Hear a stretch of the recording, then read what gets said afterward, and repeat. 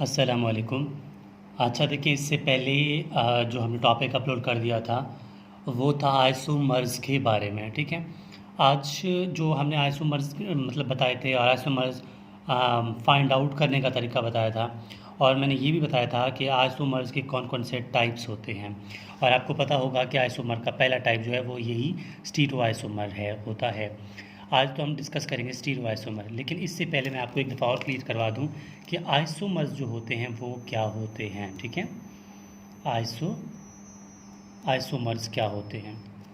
देखो, आइसोमर्स की डेफिनेशन में हम इतना ही कहेंगे कि कंपाउंड, ठीक है, compound having same molecular formula,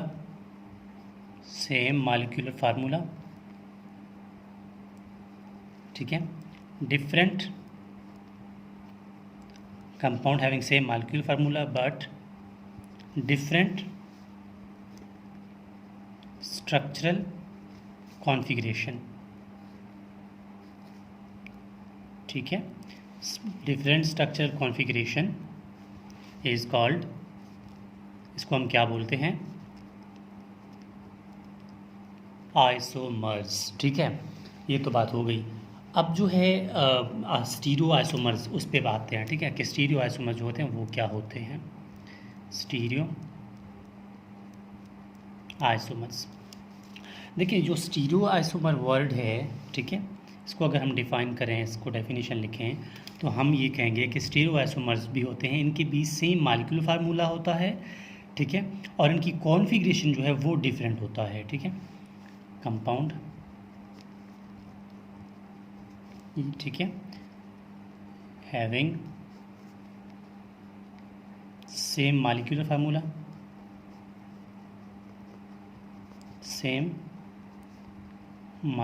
formula, and having,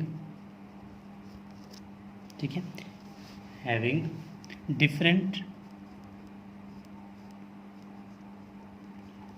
in configuration,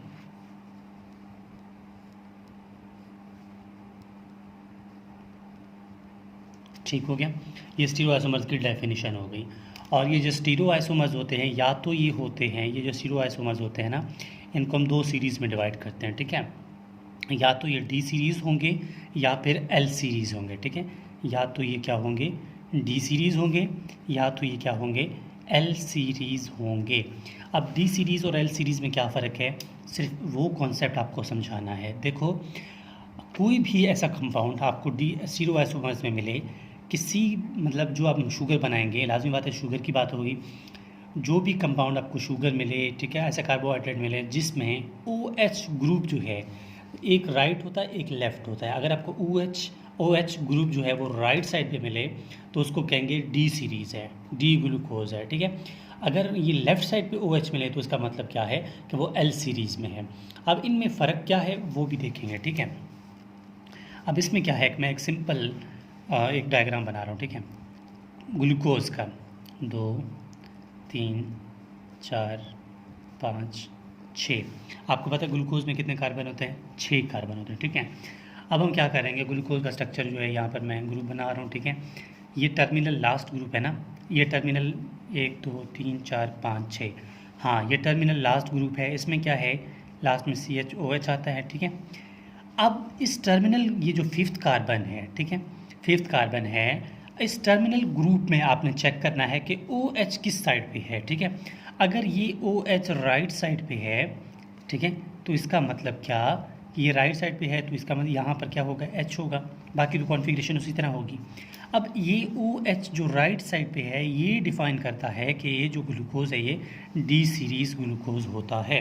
तो हम ये कहेंगे कि ये कंपाउंड जो है डी सीरीज़ है या डी ग्लूकोज है, ठीक है, डी ग्लूकोज है इस कंपाउंड का नाम, ठीक है। और आपने ये भी याद रखना है कि ये डी सीरीज़ जो ये डी सीरीज़ है, ठीक है, ये डी सीरीज़ बहुत इम्पॉर्टेंट है। इम्पॉर्टेंट क्यों है, मैं कहूँगा कि वेरी इम्पॉर्टेंट। क्यों इम्पॉर्टेंट है, वो इसलिए क्योंकि कि ये जो डी सीरीज़ है ये मैमल्स में, इंसानों में, ठीक है, यही पाया जाता है डी ग्लूकोज, ठीक है। ये डी शुगर कह दो या डी ग्लूकोज कह दो, ये कहाँ पर होता है? मैमल्स यानी इंसानों में यही पाया जाता है। क्यों? क्योंकि यहाँ की जो डी सीरीज़ है ना, यहाँ के इंजाइम्स प्रेजेंट्स होते हैं, ठीक है, इंसानों में या मैमल्स में, ठीक है, इंजाइम्स प्रेजेंट किसके? डी सीरीज़ के। ठीक हो गया। अब हम बात करेंगे, आपको समझा देंगे कि एल सीरीज़ क्या होता है। देखें, यही ग्लूकोज का स्ट्रक्चर दोबारा बनाएंगे, 2 3 4 5 और 6 कार्बन हो गए।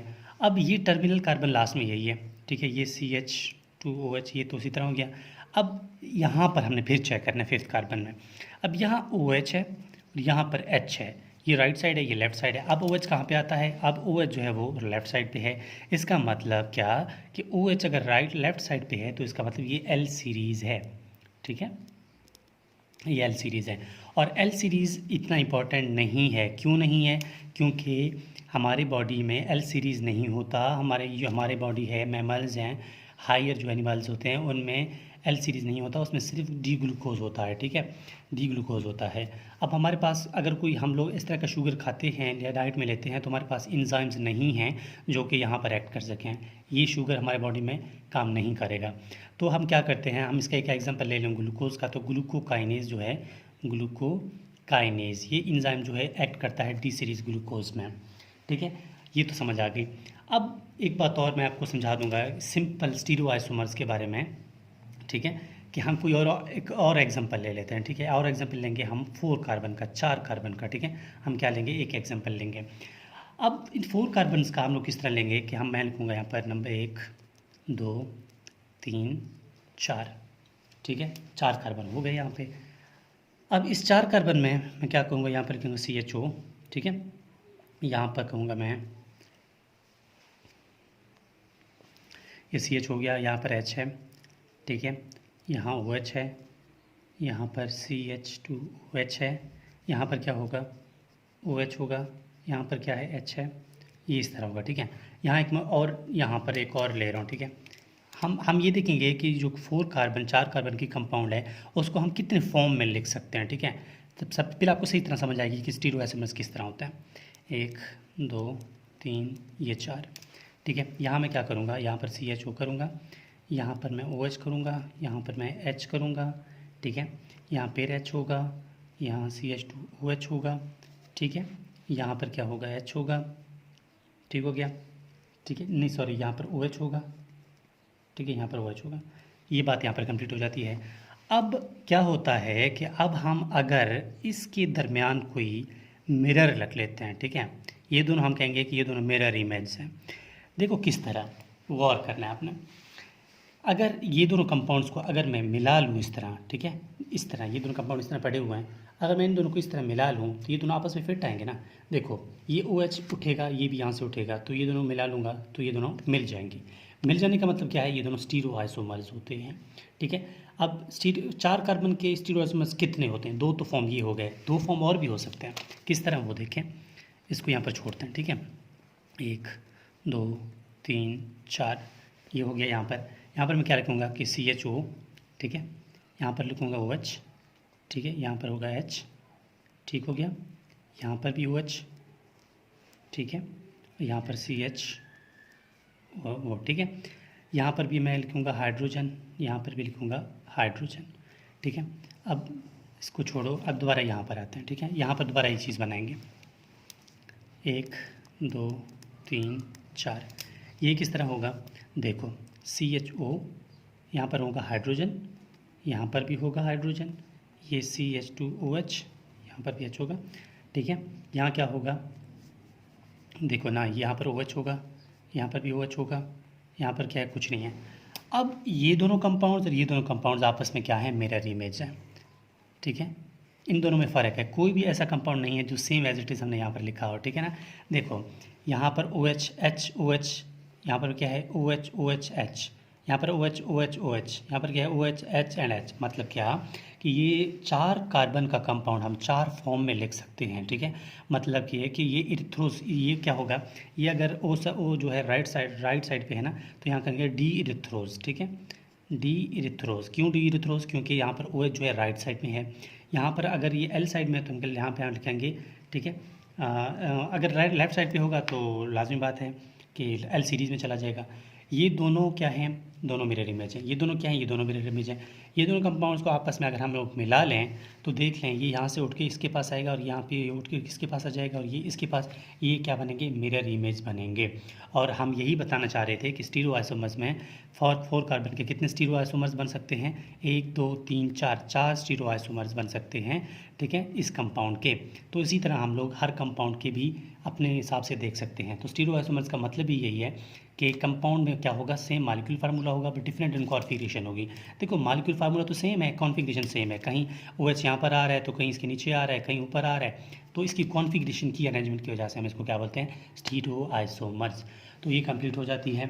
इसके बाद हम मज़ीद आगे की जो टाइप हैं वो डिस्कस करेंगे इंशाल्लाह, वन बाय वन। हम इसकी ऑप्टिकल रोटेशन भी देखेंगे कि ऑप्टिकल रोटेशन होती क्या है, कैसे होती है, कहाँ पर होती है। तो इस तरह इंशाल्लाह ये भी कंप्लीट हो जाएगी। So this is whole about stereo isomers.